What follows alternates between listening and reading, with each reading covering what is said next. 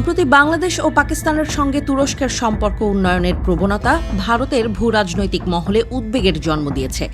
গত এপ্রিলে ভারত ও পাকিস্তানের মধ্যে যুদ্ধ চলাকালে প্রকাশ্যে পাকিস্তানকে সমর্থন জুগিয়েছিল তুরস্ক।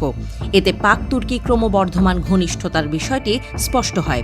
শুধু পাকিস্তানের সঙ্গেই সামরিক সহযোগিতা বাড়িয়ে বসে থাকছে না তুরস্ক, বাংলাদেশের সঙ্গেও সামরিক সহযোগিতা বাড়াতে আগ্রহ দেখাচ্ছে দেশটি।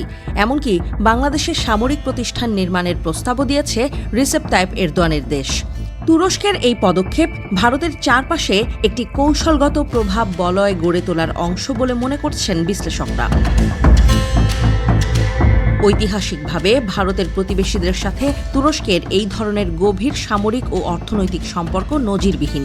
এর পেছনে বেশ কিছু কারণ থাকতে পারে। আন্তর্জাতিক অঙ্গনে নিজেদের প্রভাব বাড়াতে চাইছে তুরস্ক।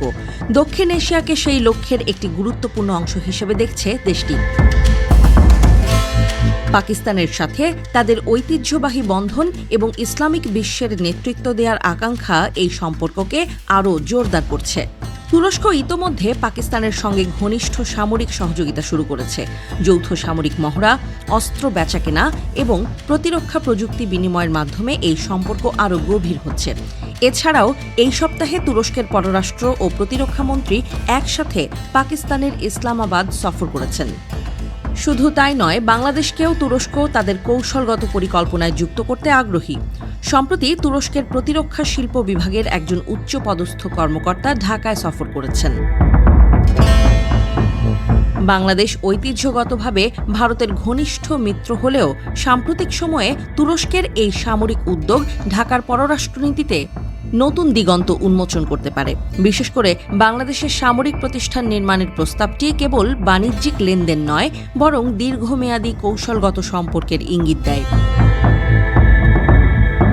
বিশ্লেষকদের মতে উপমহাদেশে এমনিতেই চীন ও পাকিস্তানের মতো সামরিক শক্তিধর চিরপ্রতিদ্বন্দ্বী রয়েছে ভারতের। তার উপর এই অঞ্চলে তুরস্কও যদি ভারত দমানোর পরিকল্পনা সাজাতে থাকে, তাহলে নয়াদিল্লির জন্য তা নতুন এক উদ্বেগের জন্ম দিতে পারে।